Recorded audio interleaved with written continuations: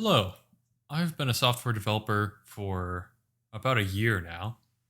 And what I'm going to try to do in this video is encapsulate and explain from my perspective and from my limited experience exactly what it is to be a software developer and especially what you can expect from your first software development job. This is targeted at people that are just coming out of college or are starting to look for work, or generally people that aren't very experienced with software development.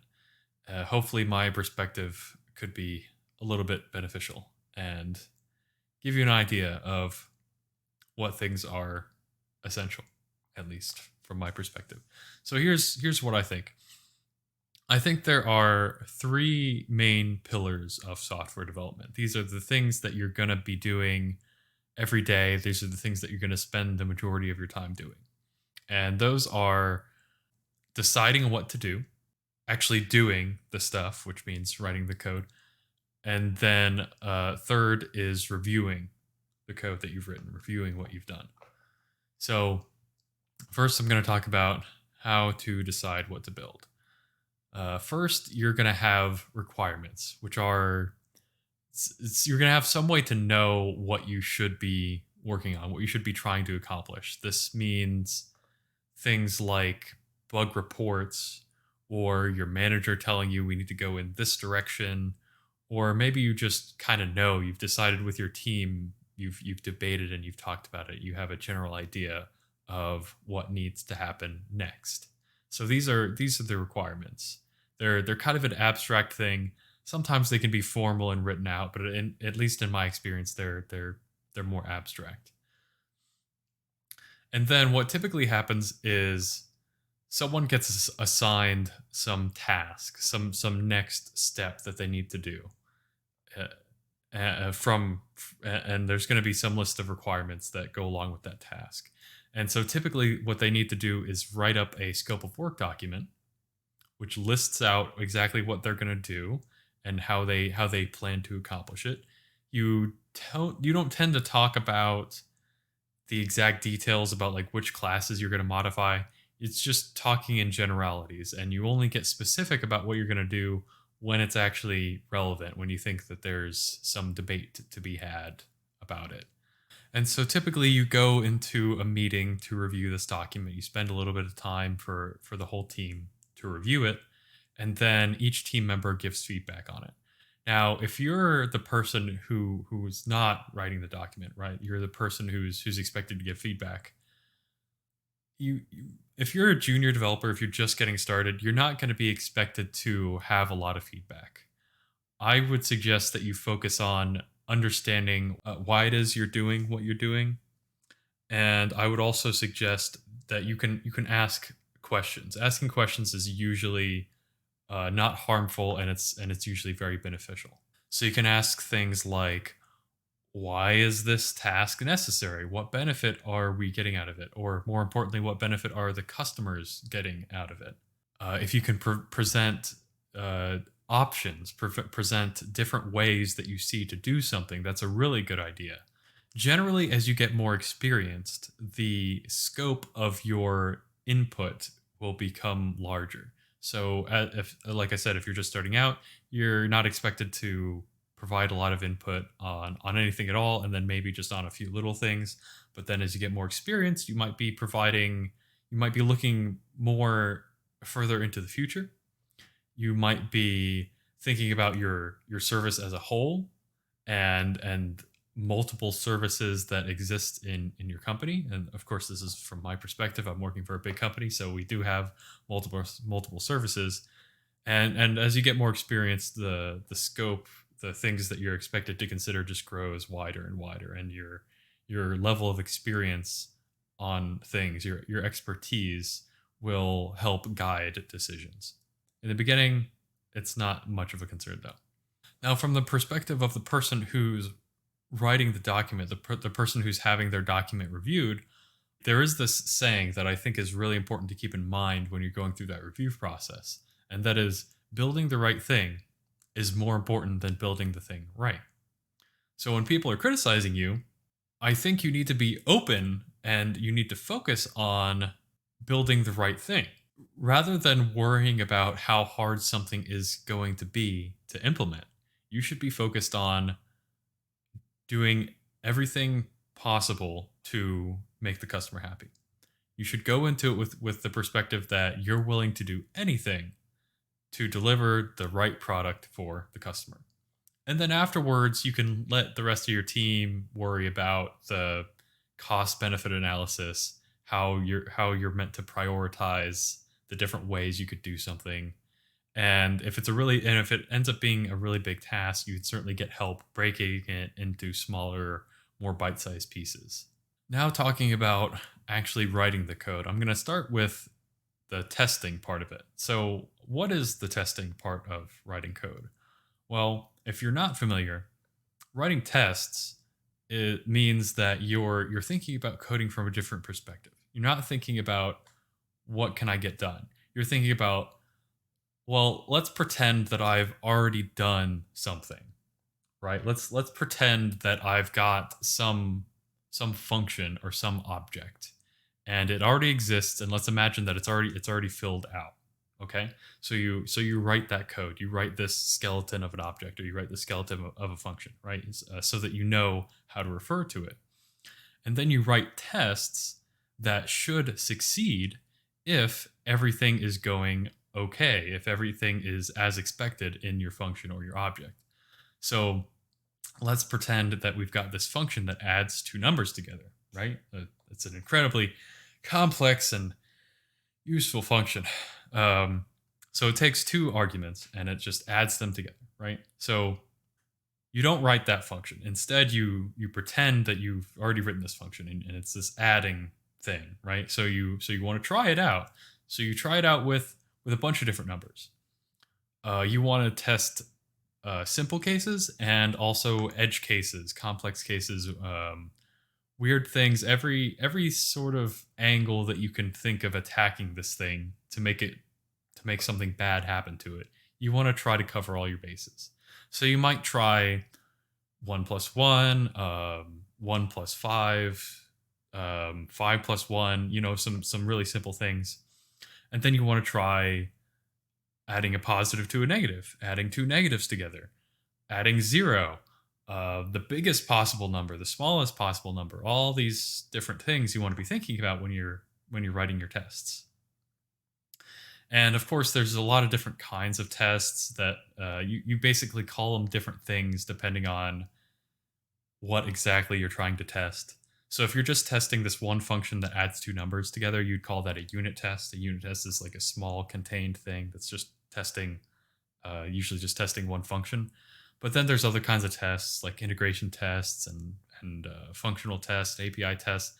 I don't really know the specifics of the differences, and ultimately it's not really important.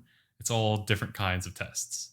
And the purpose of writing tests is so that the next person that comes along and messes with your function or your object, if they break something, they'll be notified about it. They won't just push the code into production to your customers where it's going to cause a whole bunch of problems. Instead, they'll just get some little helpful message that says, "Oh, hey, you broke this thing. Make sure you fix it before you actually publish your changes." So tests are really important, especially if you're dealing with a team of people or a large code base, or a team of people and a large code base. It makes it pretty essential. My recommendation is that you write these tests first. It should be the first thing you do before you start writing your feature or whatever you're trying to solve. If you write the tests first, it number one ensures that you actually write the tests, because you can't write the rest of what you're trying to do until you have the tests done. So that's one thing. And then two, if you're working on some big complex problem that spans multiple files and you're working on it across multiple days, you don't want to have to keep everything you're trying to do in your head at all times. You want to be able to go around and mess with stuff and not be afraid that you're going to lose track of what's going on. So if you write the tests first, there's no risk of you getting lost. there will always be this check reminding you like, hey, you're not done until all of these things pass. It sort of simplifies your work. It helps you stay on track, and I think it ultimately lets you write code faster. Assuming, of course, you do plan to write the tests in the first place. If you're working on something like some small project for school or something, your code isn't going to be used anywhere. No, there's no customer waiting to see how you've managed to sort an array. You know, so it's you don't have to write unit tests for something like that, unless you just want to get practice writing unit tests. Now, for the actual coding part of the task, well, there's a bunch of different kinds of coding tasks, right? A bunch of different.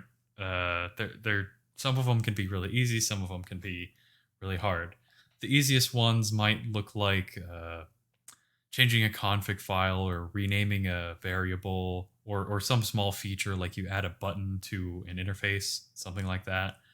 And then if you're working on a really hard task, it might be some huge feature that spans multiple files, like a whole new way of interacting with the database, a whole new API that's really complicated, a whole new page to a website, or changing a config file can actually be really difficult sometimes as well. But you want to try to minimize the number of hard tasks that you actually end up having to code. It's much better to break up your task into a series of small tasks. Number one, because you don't want to spend 2-3 weeks, however long it takes, without actually showing some product, something that you've produced through your work. If you go that long without actually producing anything, your manager's going to get suspicious, and that can be really annoying. Two, of course, all of this code needs to be reviewed eventually. If your changes are really small, everything's just going to go through a lot faster.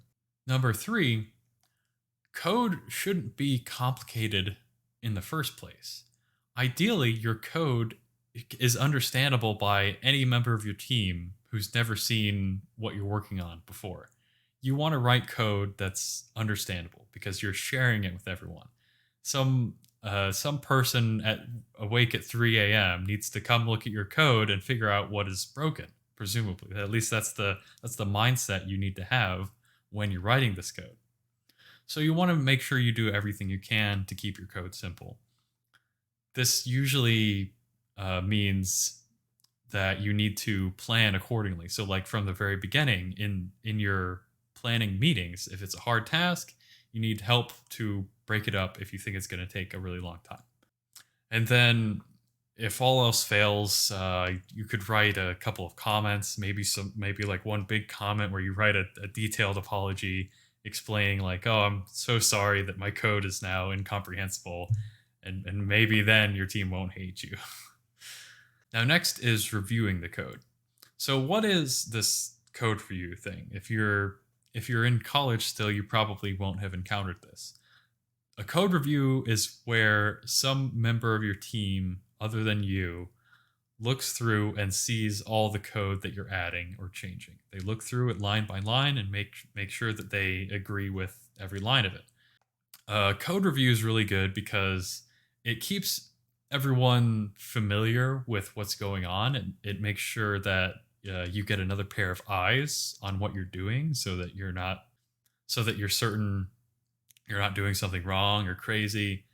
A code review isn't meant to be the part of the process that verifies everything you're doing is correct. That should be part of the testing, and code reviewing is there just to catch one or two things, like what if you forgot to write a test for this specific thing, right? Now, it's very easy to get defensive when you're having your code reviewed, right? My recommendation is, again, have the mindset that you want to do everything you can to help the customer. In a sense, at least during a code review, your customer is your teammates. You want to make sure that they're happy with what you've written. So that means if they suggest that you rename a variable, unless you feel really strongly about it, it might as well just go ahead and do it, right? If it's not going to take you much time, most things you're better off just going ahead and doing it. Because if it's not something that's going to bother you, if it's not going to make a big difference, you're better off just pleasing someone or coming to some sort of compromise. Now, when it comes to giving comments, if you're the one who's doing the reviewing, make sure you give your comments in a way that they're extremely clear and you've already done the work. You want to have done everything you possibly can to have the best chance of convincing whoever you're writing this comment for. So if you think that the code would look better if they wrote it in a slightly different way, if they moved some functions around, it is on you to write out what that would look like, at least the skeleton of it, so that you don't write comments that are like, "Oh, hey, I think you should redo this one part, and I've given you a link to like some page that's going to take them hours to read." Maybe some companies do code reviews differently. Maybe some teams have different implicit rules about how they do code reviews, but as far as I can tell, those are the unwritten rules about code reviews. Just be explicit as possible when you're writing your comments. So that's basically everything. Those are the three main things that you're going to be doing as a software developer. Now, I've definitely left out some stuff, and I've left them out because, especially for a junior developer, you're not going to be worrying about these things too often. And even if you are more senior, these kinds of things, like for example, how you're deploying your code, the infrastructure, the business model, the programming language, those are important decisions, but they make up a minority of what you're doing. So, especially for a junior developer, I think you'll find out that the programming language doesn't really matter, which is probably surprising for a lot of people because when you're going through college, which language you're using seems like the biggest thing. Like so many people are have this question like, "Oh, what's a good programming language to learn? What should be my first programming language?" Or what programming languages are in highest demand by different employers? Maybe if you're looking for a job, knowing the language that they're looking for helps a little bit. And so there's kind of this disparity about like, well, in order to get the job, you have to have one set of skills, and then in order to keep the job and actually do it correctly, you need to have some other set of skills. That's this annoying thing that's super present, super prevalent in software development, and everyone's annoyed by it. But you should keep in mind that once you have a little bit of experience, learning a new language is not a big deal, especially if you're coming onto a team of people that are more experienced than you, and there's already all of this example code that you can use to learn from. If you're adding a new button to an interface that already has 100 other buttons, it should not be difficult for you to just go look at some other button's code, copy and paste, maybe change a couple of things. And that's ultimately how you're going to be learning these things. There's always some warm-up period when you join any team. So whatever skills you need, you're going to be able to pick them up. But what's really essential is being able to do everything in this process efficiently and being really comfortable with the workflow.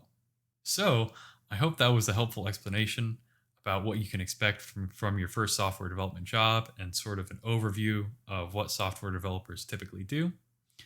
I expect that some of these things might disagree with your experience. Certainly feel free to point them out. It'll make this video much more useful if there's a list of comments that detail how things might be different from how I described. I don't claim that this is the one and only way to do software development, but I think in general, there's always going to be these 3 steps to doing anything, right? You have to plan what to do, you have to do it, and then you're going to review how to do it.